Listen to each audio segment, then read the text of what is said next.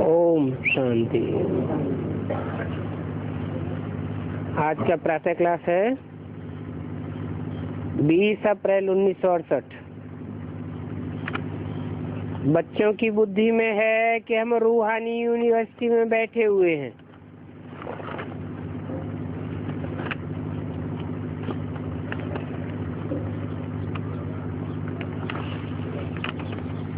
रूहानी यूनिवर्सिटी और जिस्मानी यूनिवर्सिटी,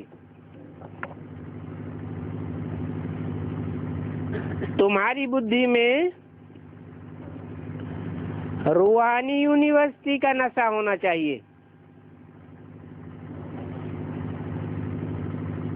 ऑर्डिनरी रीति जैसे स्कूल में बैठते हैं ऐसे बुद्धू होकर के नहीं बैठना है।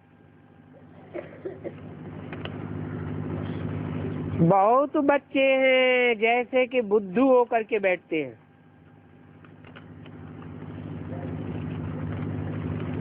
याद रहना चाहिए ये ऊंच से ऊंच परमपिता परमात्मा की यूनिवर्सिटी है, कोई ऑर्डिनरी यूनिवर्सिटी नहीं है। और हम इसके स्टूडेंट हैं। वो फलक वो खून की होनी चाहिए और ये है गुप्त खुशी, गुप्त ज्ञान, क्योंकि यहाँ की हर एक बात गुप्त है। कईयों को यहाँ बैठे भी बाहर की गंदी ख्यालात आती रहती है।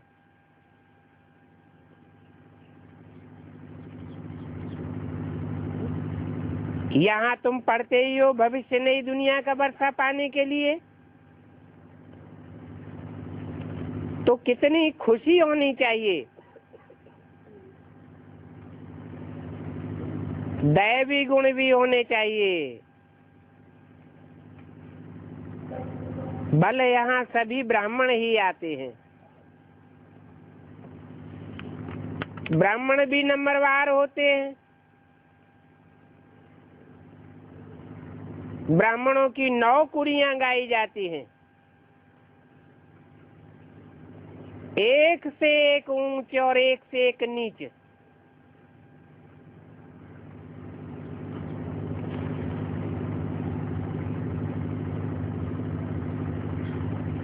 वहां की कीचड़ पट्टी से तुम निकल करके यहाँ आते हो,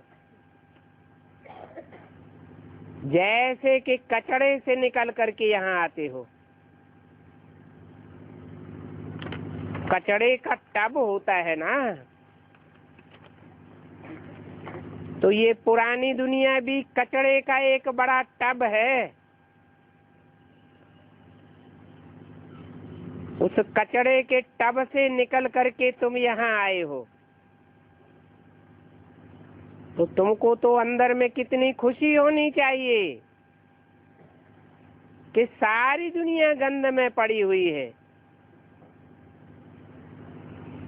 कहाँ ये कलयुगी गंध और कहाँ सतयुगी फुलवारी। कलयुग में तो एक दो को कांटे ही लगाते रहते हैं। कांटे कितना दुख देते हैं, गंध ही गंध करते रहते। तुमको तो फूल बनना है, तो अंदर में कितनी खुशी होनी चाहिए कि हम अभी फूल बनते हैं।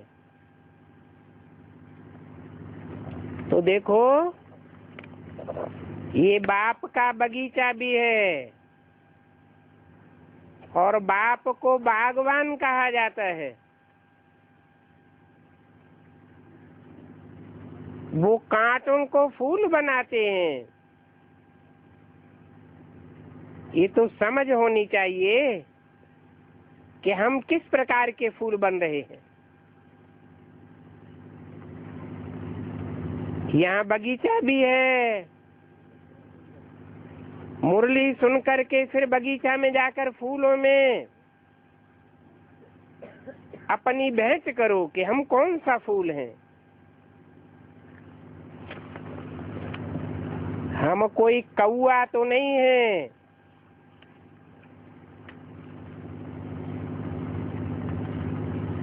जो लड़ते झगड़ते हैं वो अपन को कौआ कांटा समझे।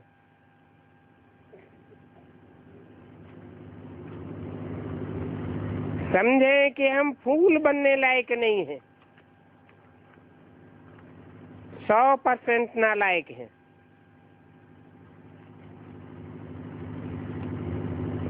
जिस समय क्रोध होता है तो समझना चाहिए मैं कांटा हूं।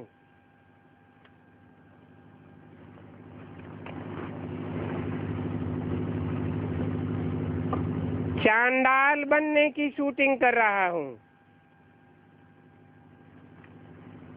मेरे में भूत है, इतनी नफरत आनी चाहिए। क्रोध झट आ जाता है और सभी के बीच में आ जाता है। काम विकार तो कोई सबके बीच में आ न सके, वो तो छिपा कर करते हैं। और क्रोध तो ऐसा है जो खट से बाहर निकल पड़ता है।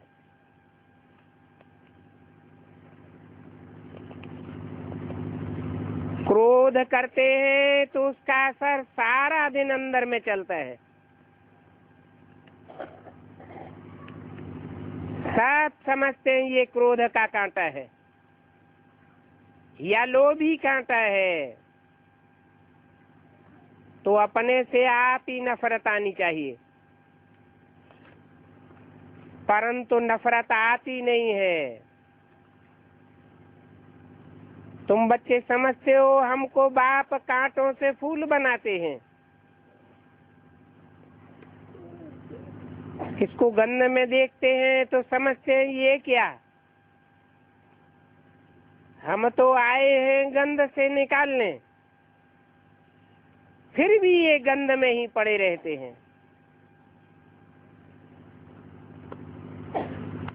काम और क्रोध तो बहुत गंदी चीज है।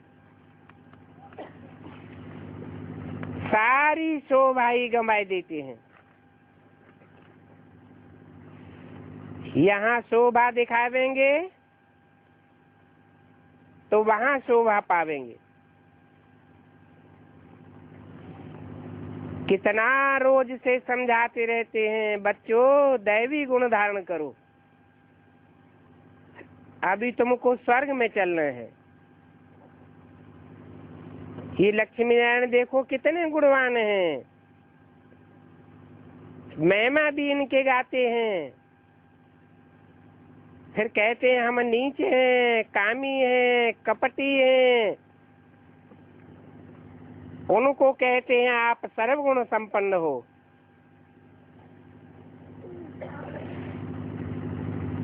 तो अंदर में आना चाहिए। हम कहाँ गटर में पड़े रहते हैं। अभी बाप आए हमको गटर से निकालने के लिए, तो उससे निकलना चाहिए ना कि पड़े रहना चाहिए। भाषण में भी तुम ऐसे ऐसे समझा सकते हो। स्वर्ग है फूलों का बगीचा, नरक है कांटों का जंगल। कांटों के जंगल में आग लगती है, फूलों के बगीचे में कब आग लग न सके। क्यों आग नहीं लगती है? क्योंकि बगीचा पानी से सरसब्ज रहता है। ये भी बगीचा है, ज्ञान जल से सराबोर रहना चाहिए। ओ दुनिया तो है वैश्यालय। शिवालय और वैश्यालय की भेंट तो एक्यूरेट है। शिव बाबा स्वर्ग स्थापन करते हैं।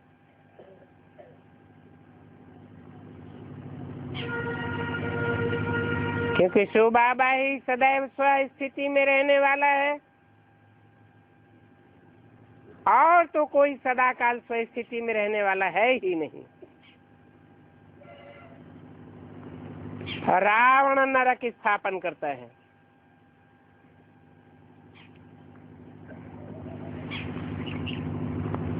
अनेक नरों की बुद्धि मिलकर के रावण बनती है।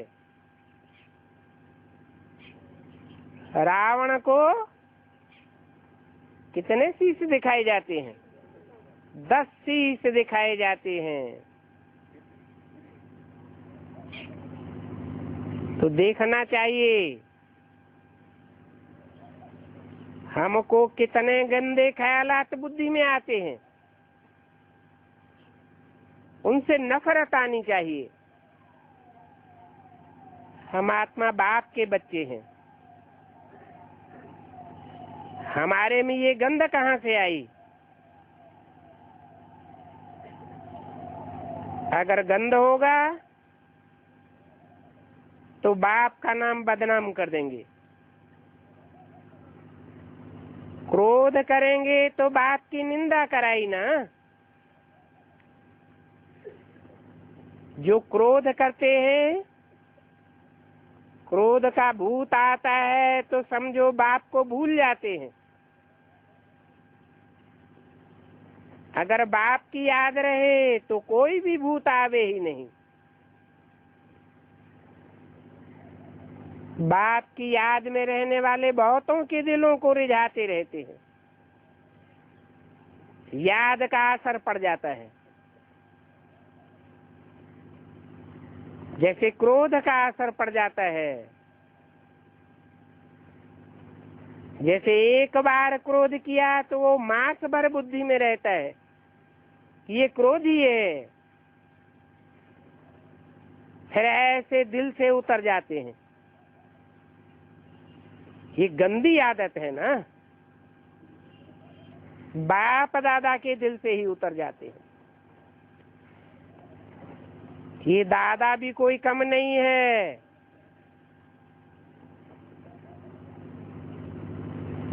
विश्व का मालिक बनते हैं तो इनमें भी जरूर खूबियां होंगी, परंतु कोई की तकदीर में नहीं है तो तदबीर करते नहीं है। और बाप कितनी सहज तदबीर बताते हैं। सिर्फ कहते हैं बाप की याद करो तो आत्मा स्वच्छ बन जाएगी, और कोई उपाय नहीं है।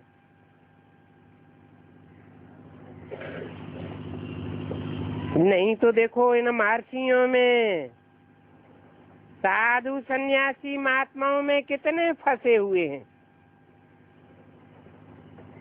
परंतु इनमें राज ऋषि तो कोई है ही नहीं।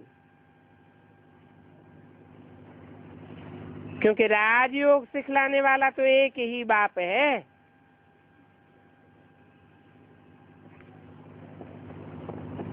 मनुष्य तो मनुष्य को सुधार नहीं सकता।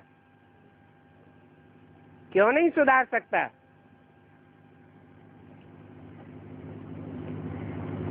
क्योंकि मनुष्य का आ ही जाता है मन के मनन चिंतन करने वाले को। जिसका मन चंचल होता है वो दूसरों को कैसे सुधारेगा? एक बाप ही है जो सदा मन रहने वाला है, मन की चंचलता की बात ही नहीं। इसलिए बाप कहते हैं मनुष्य मनुष्य को सुधार नहीं सकता, और बाप आकर सभी को सुधार देते हैं।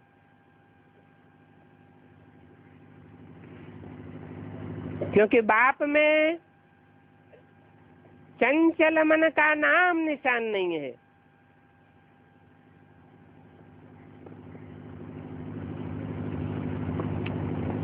जो बिल्कुल अच्छी रीति सुधर जाते हैं वो ही पहले पहले आते हैं।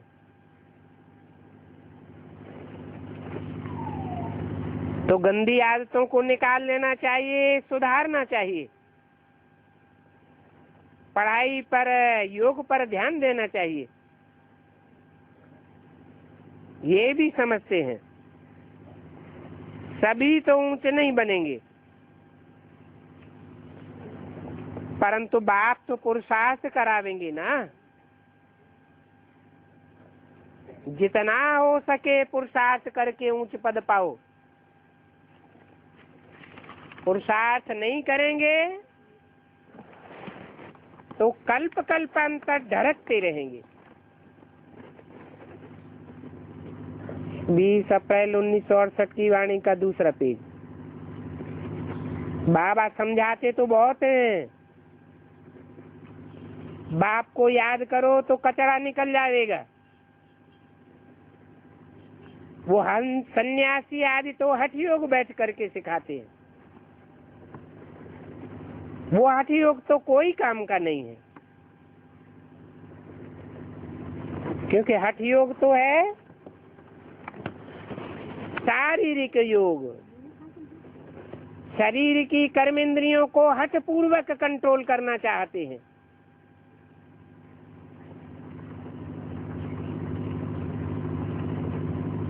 ऐसे मत समझना हठ योग से कोई तंदुरुस्ती अच्छी होती है।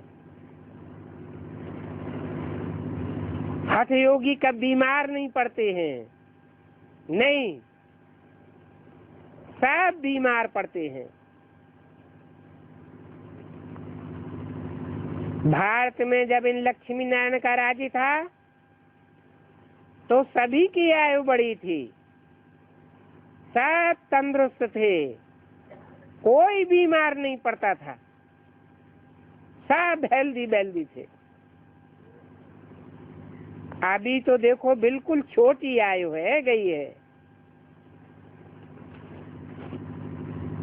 तो लक्ष्मी नारायण के राज्य में लक्ष्मी नारायण जैसा किसने बनाया, कोई कुछ भी नहीं जानते हैं। सब घोर अंधियारे में पड़े हुए हैं। तुम कितना भी उनको समझाओ परंतु उनका समझना ही बहुत मुश्किल है। फिर भी जो साधारण हैं, गरीब हैं, अबलाएं हैं, वो ही समझने की कोशिश करती है। यहाँ देखो कोई करोड़पति है क्या? है कोई करोड़पति? नहीं है। आजकल लखपति तो कोई बड़ी बात नहीं है। जिनके पास 1 लाख होगा तो उनको लखपति कह देंगे, कहेंगे ना। ऐसे लखपति तो ढेर हैं। तो बाबा उनको साधारण कहते हैं। आजकल तो करोड़पति की बात है। 40-50 करोड़ है तो ऐसे शादियों पर कितनी बर्बादी करते हैं, कितना खर्चा करते हैं। तुम बच्चों को समझाना बड़ा युक्ति से है, जो उनको तीर लग जाए। बड़े बड़े आदमी MP आदि आते हैं तो खुश होते हैं बहुत, लिखते हैं बाबा आज ये आए, परंतु बाबा कहते एक में भी वो ताकत नहीं है जो फिर आवाज कर सके।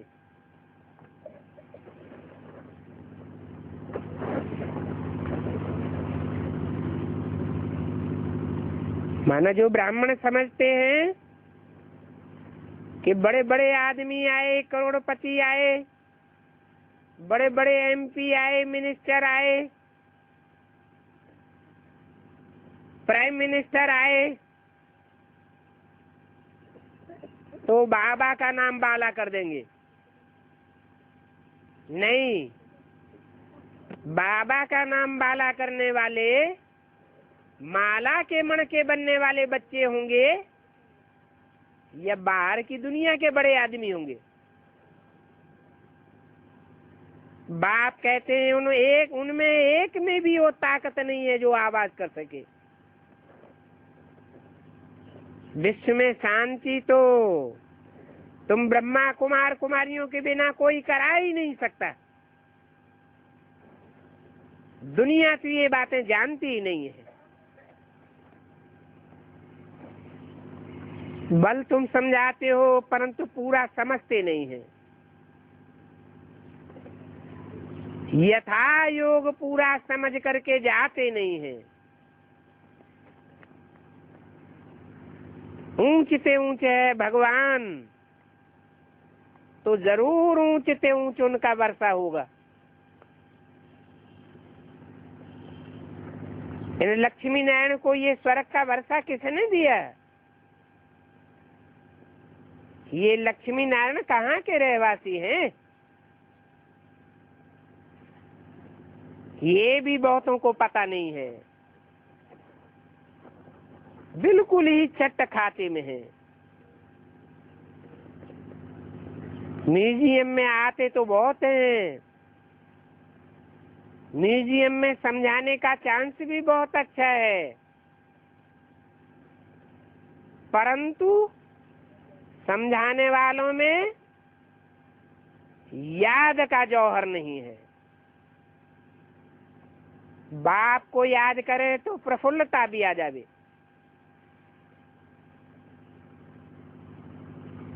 खुशी आ जावे कि हम किसकी संतान हैं।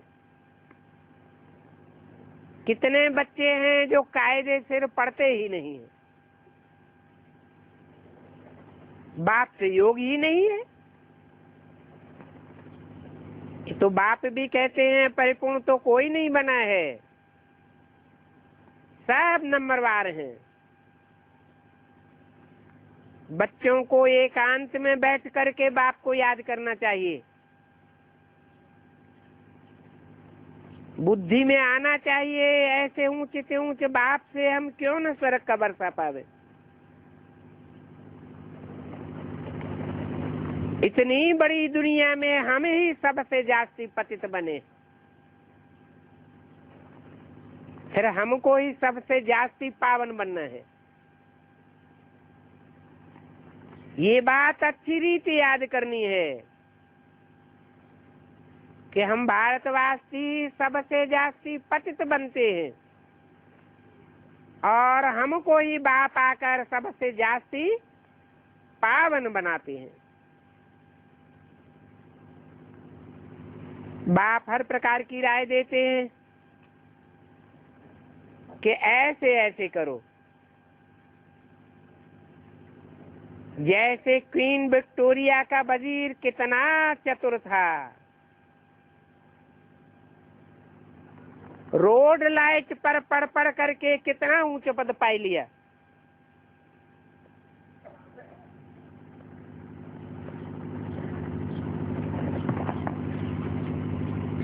उसको पढ़ाई का शौक था ना।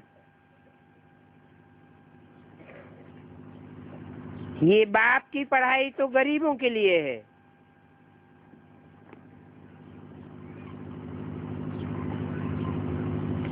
क्वीन विक्टोरिया का वजीर भी पहले कितना गरीब था।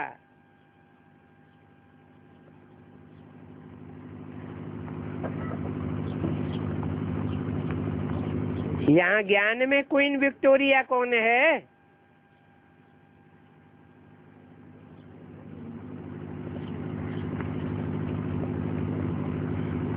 जिसके लिए अव्यक्तवाणी में बोला है भारत माता शिव शक्ति अवतार अंत का यही नारा है। अंत में वो शक्ति निकलती है तो तुम बच्चों की विजय हो जाती है।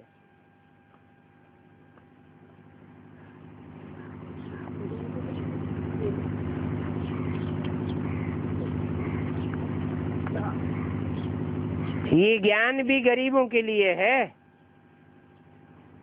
बाप गाया ही जाता है गरीब निवाज।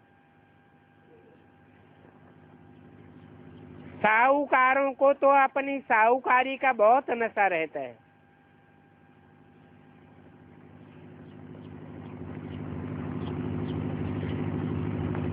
तो कभी ये स्वप्न में ख्याल नहीं करना चाहिए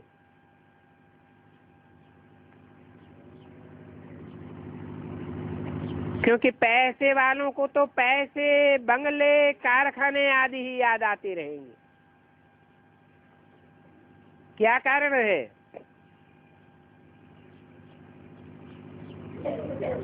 पैसे वालों को कारखाने, बंगले आदि क्यों याद आते रहते हैं?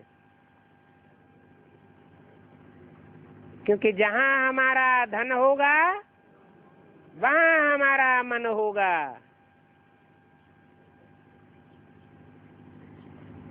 वो साहूकार लोग भगवान को क्या याद करेंगे?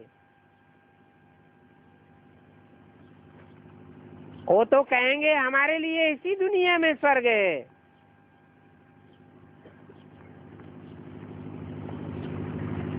समझेंगे कि बाप ने तो स्वर्ग की स्थापना की ही नहीं है।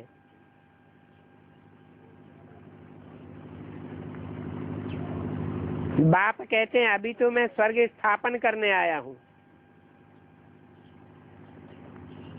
तो बाप को याद करो, परंतु नई दुनिया में जाने के लिए पावन तो जरूर बनना पड़े। बच्चों को युक्तियां रचनी है, कैसे किसको समझावें कि प्राचीन भारत का योग सिवाय परमपिता परमात्मा की और कोई सिखा ही नहीं सकता।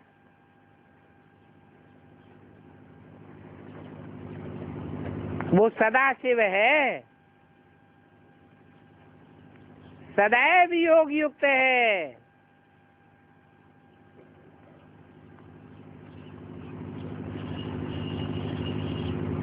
सदैव आत्मिक स्थिति वाला है, स्व स्थिति में स्थिर रहने वाला है। इसलिए वो ही राजयोग सिखा सकता है। ये हठ योग है ही निवृत्ति मार्ग वालों के लिए।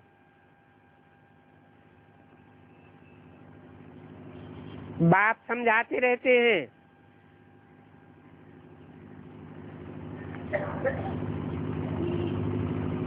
कि जब किसी का कल्याण होना होगा तो फिर लिखेंगे भी ऐसे। अभी देरी है तो किसी की बुद्धि में आता भी नहीं है।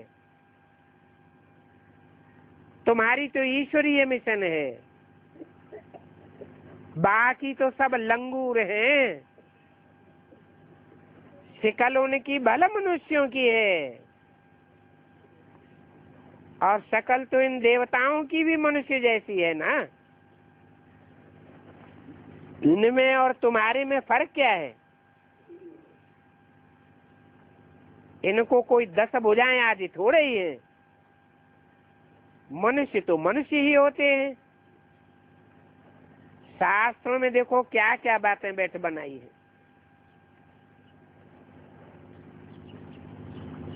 इतना बड़ा दिलवाड़ा मंदिर, कितनी बड़ी इसकी कमेटी बनी हुई है,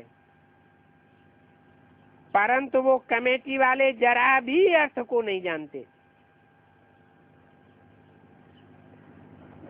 तार तारियां छोटे छोटे निकलते ही रहते हैं। कितने प्रकार के मतांतर निकलते हैं, जिसको जो आता है सो कह देते हैं। ये झाड़ का मिसाल भी कितना अच्छा है। नए नए पत्ते निकलते रहते हैं तो उनका कितना शो हो जाता है, परंतु देखो अंधश्रद्धा कितनी है, रात दिन का फर्क हो जाता है। कोई तो ऐसे हैं जो कुछ भी नहीं जानते हैं। तो बाप कहते हैं सिर्फ अपन को आत्मा समझो, बाप को याद करो तो तुम्हारे पाप कट जाएंगे। दैवी गुण धारण करो तो तुम भी ऐसे लक्ष्मी नारायण जैसे बन जाएंगे। ढिंडोरा पिटवाते रहो। ढिंडोरा किस्म किस्म के पीटते हैं ना। अगर कोई को देहभान न हो तो ढोल भी गले में डाल दे और सभी को बताता जावे कि बाप आया हुआ है। बाप कहते हैं मुझे याद करो तो तुम पतित से पावन बन जावेंगे। यही घर घर में संदेश देना है। बाप बताते हैं सबको कट चढ़ी हुई है। ये सारी दुनिया ही पतित तमो प्रधान है।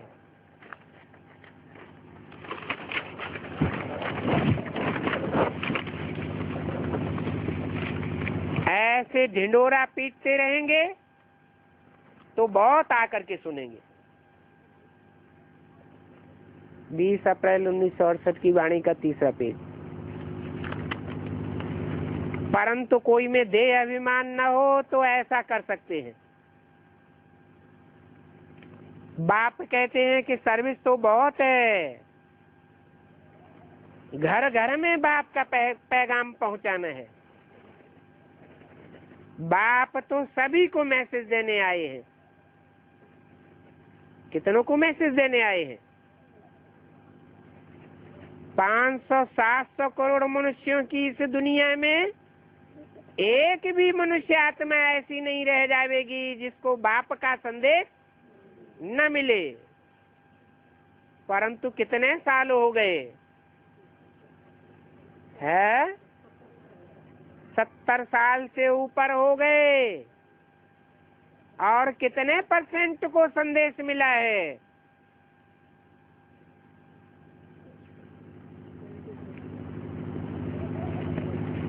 पिछाड़ी में तुम्हारी वाह निकलेगी। कहेंगे कमाल है इन्हों की, इतना इन्होंने जगाया तो भी हम जागे नहीं। परंतु जो जागे उन्होंने तो पाई लिया, जो सोए रहे उन्होंने खोई लिया।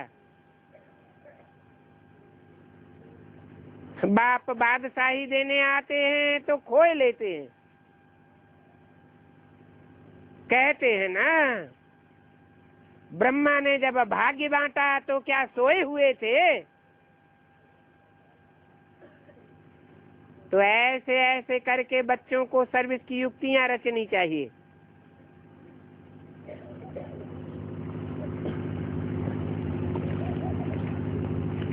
दिल्ली के निगम बच्चे ने छुट्टी ली है, नेपाल में जाकर के सर्विस करे।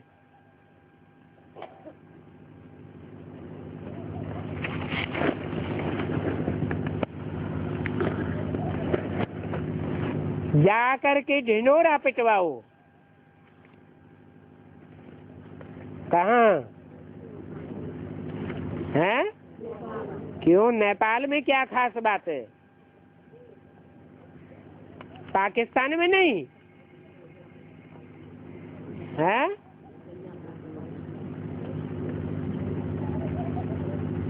एक तो है हद का नेपाल, जो ऊंचे पहाड़ों पर बसा हुआ है। एक है बेहद का नेपाल, अर्थात नई दुनिया के पालने वालों की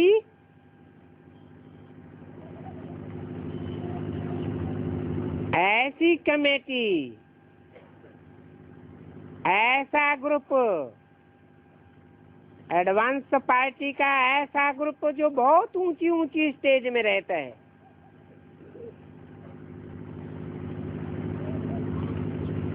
और सारी नई दुनिया जो तैयार होने वाली है, उस नई दुनिया के संगठन की पालना करता है।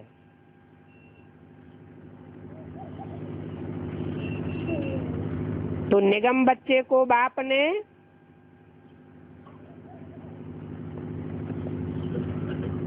खास बोला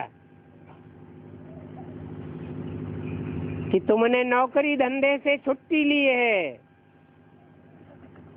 तो जा करके उस नेपाल में सेवा करो, ढिंडोरा पिटवाओ, बाप आया हुआ है। कोई भी प्रजा वर्ग में रहने वाली आत्मा छूट न जावे।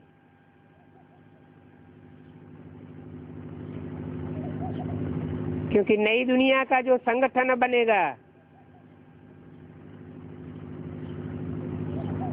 तो ऊंचे से ऊंचे वंशियों का बनेगा या चंद्रवंशियों, इस्लाम वंशियों, बौद्धियों का संगठन बनेगा।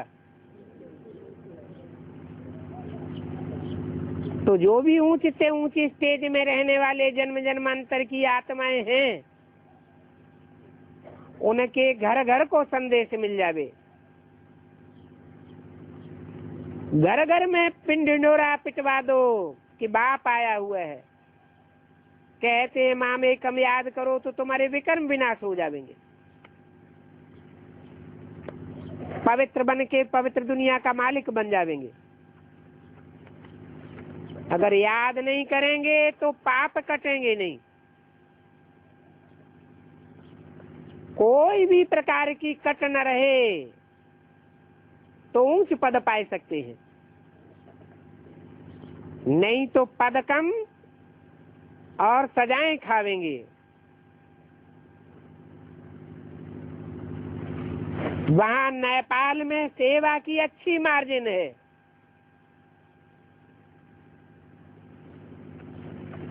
रेगजीन वाले चित्र बहुत अच्छे हैं।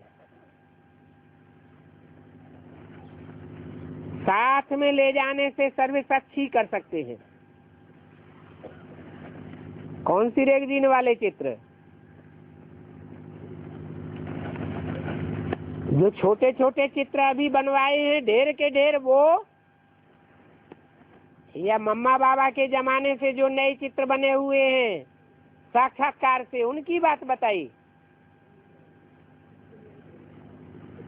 68 की वाणी है। ये ढेर के ढेर चित्र तो बाद के बने हुए हैं।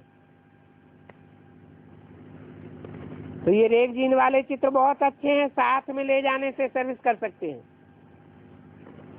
चित्र ऐसी अच्छी रीति बनानी चाहिए जो रख रखाव में खराब भी न हो। ये चित्र बहुत अच्छी चीजें हैं। बाकी ये मॉडल खिलौने आदि जो बनाते हैं वो कोई काम के नहीं। ये तो जैसे कि छोटे बच्चों के खिलौने हैं।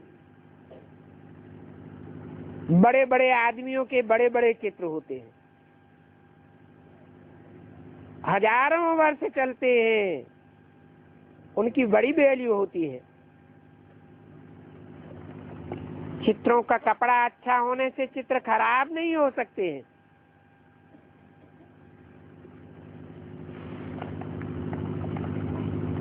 छह चित्र भी काफी हैं।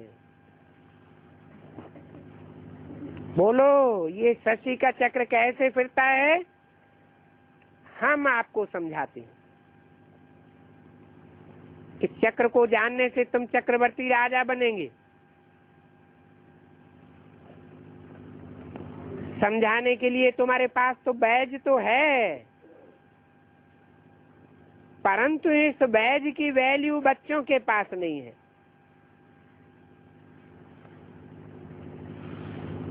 किस बैज की वैल्यू? आजकल का बैज नहीं, इसमें निराकार शिव का चित्र बनाई दिया है। बाबा के समय में जो बैज बनवाया गया था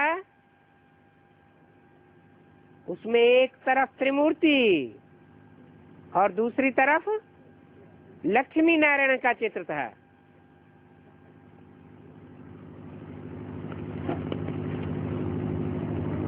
इस चित्र पर तुम समझाते रहो तो कमाई बहुत होगी। अगर कोई खुशी से लेवे भी तो समझे भी। ये बैज तो छाती में लटका रहे।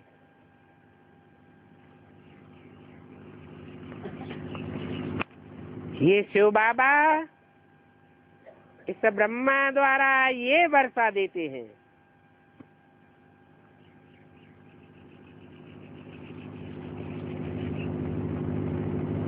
बैज में कैसे समझावेंगे कि ये शिव बाबा इस ब्रह्मा द्वारा यह लक्ष्मी नारायण का वर्षा देते हैं। कौन है शिव बाबा? कौन हुआ ब्रह्मा बाबा? जो स्वर्ग का वर्षा देते हैं। है? बैज के चित्र में कैसे समझावेंगे?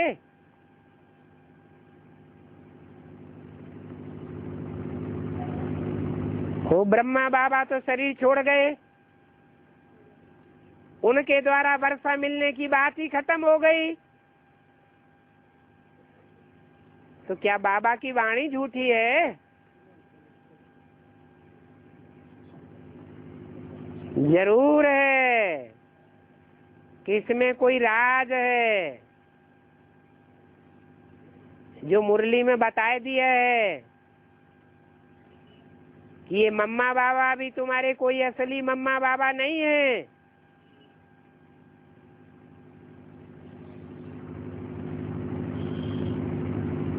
इनको तो शरीर छोड़ना है। असली मम्मा बाबा तो वो हैं जो यज्ञ के आदि में भी थे, जो आदि में सो अंत में भी प्रत्यक्ष हो जाते हैं। तो वही यज्ञ की माता अंत में दोबारा जन्म लेकर के यज्ञ में आती है और उसमें ब्रह्मा बाबा की सोल प्रवेश करती है। असली जगदम्बा के रूप में ब्रह्मा बाबा प्रत्यक्ष होते हैं। नहीं तो मुरली में बोला है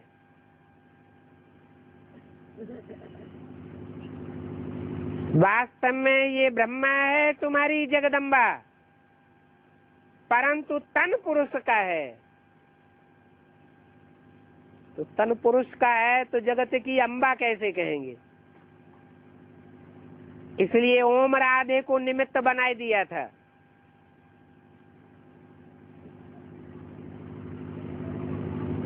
पुरुष तन की जगदम्बा के रूप में पूजा नहीं हो सकती, क्योंकि मुरली में बोला है सब पुरुष दुर्योधन दुशासन है। वो ही ब्रह्मा दादा लेखराज शरीर छोड़ने के बाद जब कोई स्त्री चोले में प्रवेश करते हैं, जगदम्बा का पायस बजाते हैं। जगदम्बा सो महाकाली सारे जगत का संहार करने वाली असुर संहारिणी शक्ति के रूप में प्रत्यक्ष होती है। तो स्वर्ग के गेट खोलने के निमित्त बन जाती है। इसलिए बोला ये बाबा, कौन से बाबा हैं? ब्रह्मा बाबा। यह बाबा इस ब्रह्मा द्वारा, अब ऐसा कहा तो किस ब्रह्मा के द्वारा? वो दादा लेखराज तो शरीर छोड़ गए। जरूर जगदम्बा की बात है। यह स्वर्ग का वर्षा देते हैं, लक्ष्मी नारायण का राज्य। ट्रेन में भी तुम बच्चे चक्कर लगाते लगाते ये समझाते रहो। छोटे छोटे बच्चे भी ये समझा सकते हैं, कोई मना नहीं करेंगे। इसमें खान पान आदि की तो कोई बात ही नहीं है। ये बैज ऐसी अच्छी चीज है जो हीरे जवाहर महल फल फूल आदि सभी कुछ इसमें इमर्ज है। ये ऐसी फर्स्ट क्लास चीज है, परंतु बच्चों की बुद्धि में आता ही नहीं है। बाबा ने तो बहुत बार समझाया है। तुम्हारे साथ में ये चित्र जरूर होना चाहिए। कौन सा चित्र? बुद्ध रूपी पाकिट में ये 3 मूर्तियों का चित्र पड़ा रहे।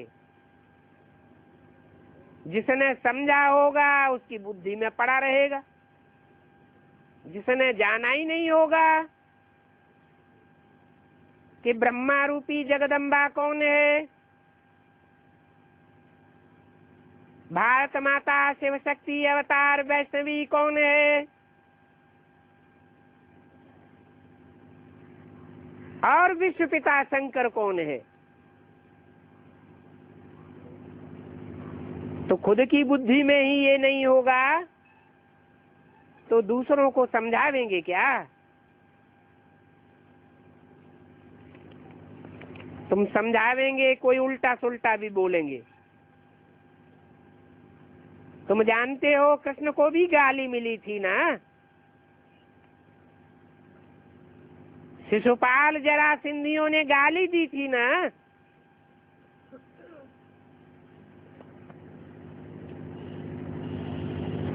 अभी भी ऐसे हैं, कहते हैं ये तो उल्टी सीधी बातें करके भगाते हैं, यह करते हैं। अरे जिनको भगाते थे उनको भी पटरानी बनाते थे।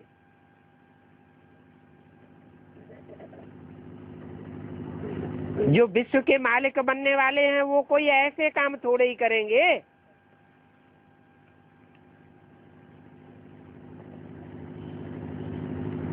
शास्त्र में तो ऐसी ऐसी बातें लिखी हुई हैं जो शास्त्र सभी समुद्र में फेंक देने चाहिए।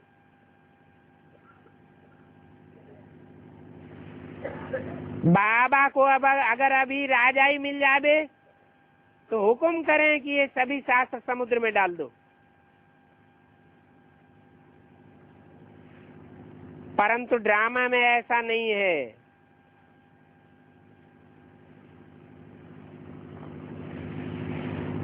अरे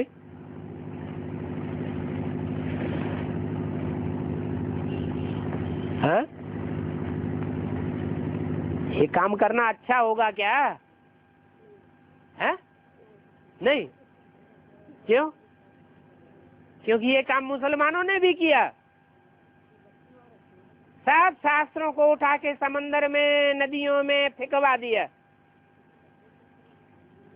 जमीन में खोद करके गड़वाई दिया, पहाड़ों में भुनवाई दिया। है?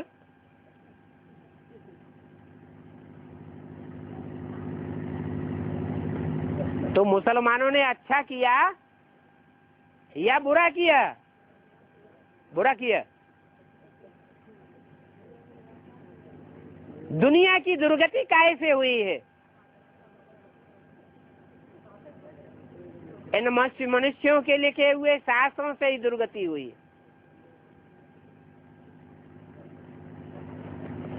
तो बाप कहते हैं कि इन बाबा को अगर राजाई मिले तो हुक्म करें ये सभी शास्त्र समुद्र में डाल दो, परंतु ड्रामा में ऐसा है नहीं। हाँ, बाबा की ऐसी दिल होती है तो बच्चों को भी लहर आनी चाहिए।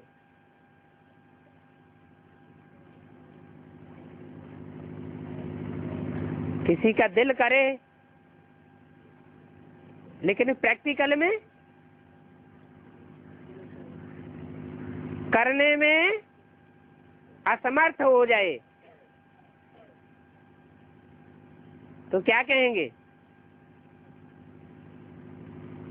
कि दिल तो बहुत है परंतु ड्रामा में ऐसा नूद नहीं है। मजबूरी का नाम महात्मा गांधी।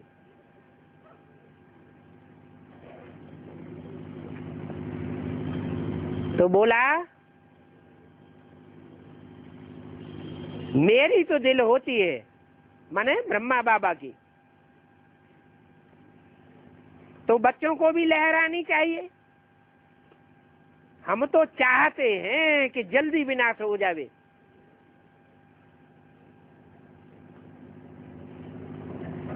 लेकिन चाहने में और करने में बहुत फर्क पड़ जाता है।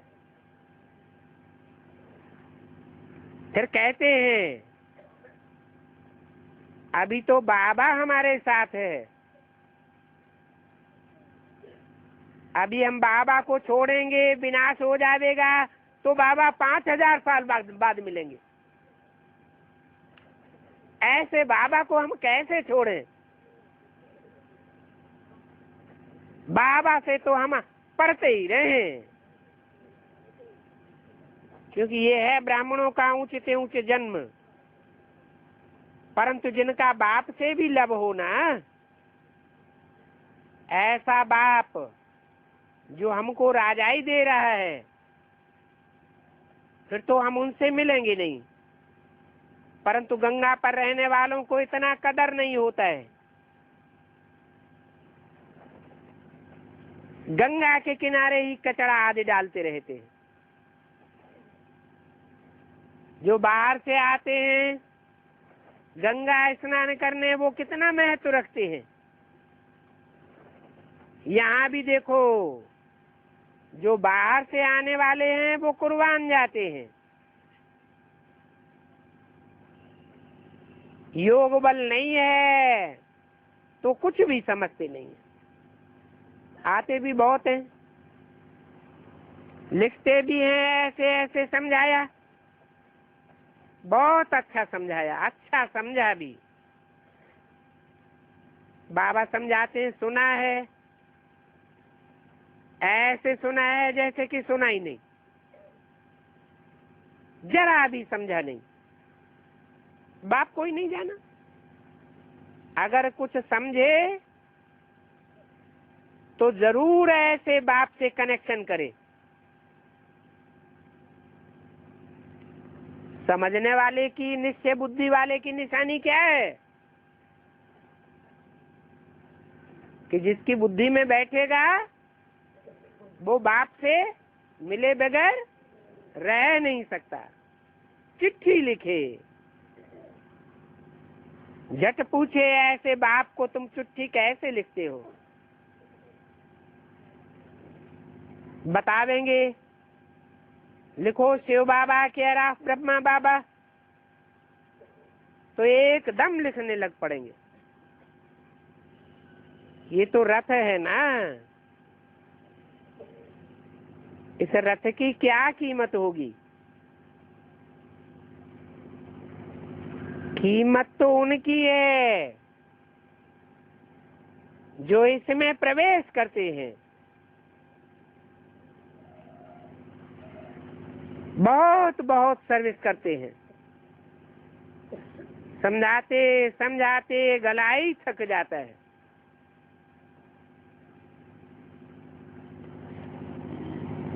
परंतु योग नहीं है तो तीर लगता नहीं है। उसको भी ड्रामा कहेंगे। बाप को जान लिया तो फिर मिलने बगैर रह नहीं सकता।